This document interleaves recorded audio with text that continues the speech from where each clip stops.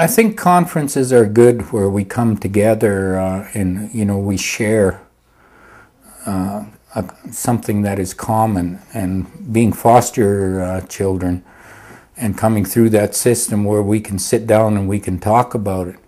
But what we need to do is not only talk about it, we have to look at a way of healing. If we're going to take something away from people, which is the pain and the hurt of what they've been through, we can't change that. But what we can do is give them the strength and the energy to work towards something positive, to see hope. A lot of our children don't have hope. Someone asked me one time, Will, what would be the gift that you'd give people if you had an opportunity? I'd give them back their dreams. A lot of people don't have that. They don't have their dreams. They don't have that hope that things are going to be better. And I think for the next conference, that's what we need to focus on.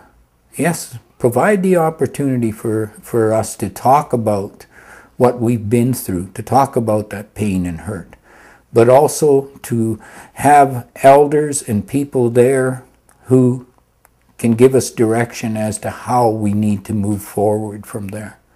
The work that Lewis Cardinal and I are doing and what the Elders Circle is doing here in the city is the arrangement we have with the city where they've given us 200 acres of land.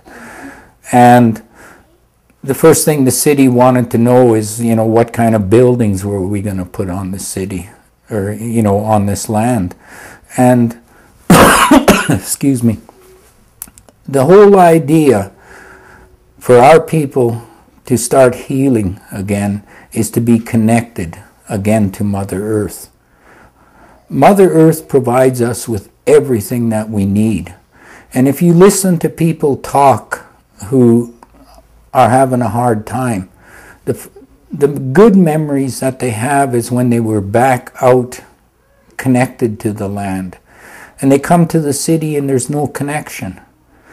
So our idea was to provide them with a place where they could come and be a part again of Earth, to get that energy, to get that strength, but also to have elders there who could guide them, to listen to them and guide them as to how they can become family again. We're not family in the cities. What we are is we are survivors. And we need to become family. And that means we need to go back and be connected to Mother Earth. So we have 200 acres of land, and that place is for the families, for the young ones, for the old ones to come and to just walk or to just sit. But to have a place where they can just be themselves, a place of rest. That's what they need. And that 200 acres, I'm hoping, will be that for them.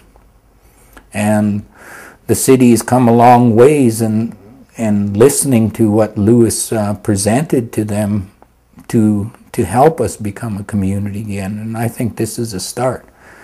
But the work that other agencies are doing here in the city, like yourselves, of going out there and working directly with people and helping them to come to places like this. But we need to have those places of rest.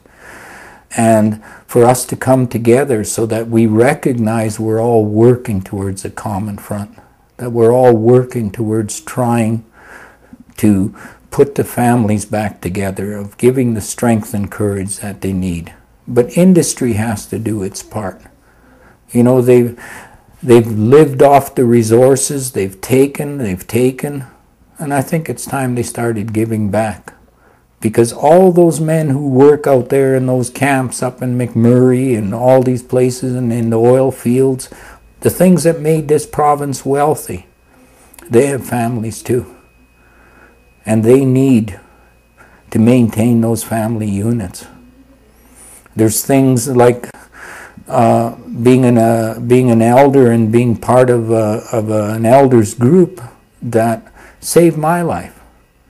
And if it wasn't for those elders being able to take the time for me and helping me understand these things, I wouldn't have the tools to go forward either. I'd probably be a statistic like a lot of my brothers and sisters out there. But they took the time with me and helped me be connected and to understand who will is. And that's the gift that I try to give back to them, for all the work that they put into me. What the elders have to offer is what we were born with. The knowledge, the understanding, the connectedness. It's just a good way to live. And the 4 colors of human beings, the black, the red, the yellow, and the white.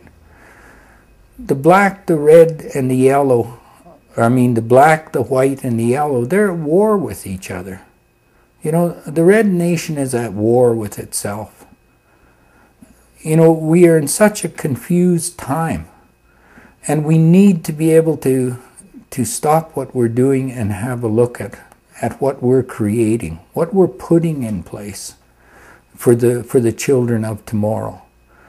But there's not too many people who are thinking that way anymore. We need to go back and with the children, and especially in our community, is start taking these children through the ceremonies. When a child becomes an adult, they need to know. If it's a boy, he needs to understand the teachings of what it takes to be a man. And for a young lady to know what the teachings to be a woman in the community, to be given the gifts of knowledge of who they are and how to respect themselves and how to respect everything around them. That's what we need to go back to. Because we don't do that anymore. We don't take that time with our children to allow them to be who they can be. And as a result, they're out there lost. And I've worked with a lot of people, and it's so easy to take them out and set them on Mother Earth and allow them to be connected again. That's when their healing starts. And to be there, to talk with them, to be there to support them, and be there to give them the direction, to give them the teachings of how they're supposed to live. And Native counseling is going a long ways in trying to develop those places. I work with Native counseling, and we work in many areas. But it's all about the teachings of the elders and the process that we need to go back to. And I know many agencies are doing the same thing. And that resource of knowledge lies within the older ones. The thing is, we use big words like reclaiming. Well, we don't have to reclaim anything. We're born upon it. We walk on her every day, but how many times do we take the time to recognize what she gives us? And for a family to become a family again is to allow that process to be there, and allow the people to be who they need to be. But it's a tall order. It's a tall order when we live in a time and place where everything is about money. Everything is about, paying our bills and putting all of these things away. Well, we need to recognize that there's people who have and people who have not. And for a child to have a breakfast in a country that is so wealthy and so rich that a child has to go to school without food, that is getting pretty bad. But as I say, if government is true to what they say that they want to do, then it's going to take a lot of work, and it's going to take money. It's going to take money and a lot of work from the heart. And I don't know if there's enough heart out there yet, because we've sure been disconnected with our heart and our mind. The old ones say that the red road is the journey from the mind to the heart and back again, so that what comes out of your mouth is said in respect and thought and caring about other people. Wars are started with this. And nowadays we talk from this. We don't take the time to make that journey. And it's a sad time we live in. And it's going to be sadder yet if we don't do something about it. Most of all for families. The old ones out there in your community, there's older people who've gone through the fires of life, who have knowledge and understanding that can help you if you're prepared to listen and learn.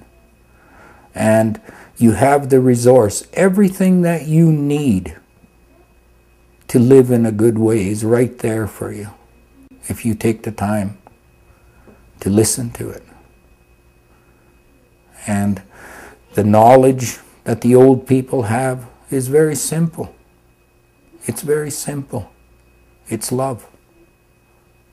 And taking the time of how we make that love be good for everyone.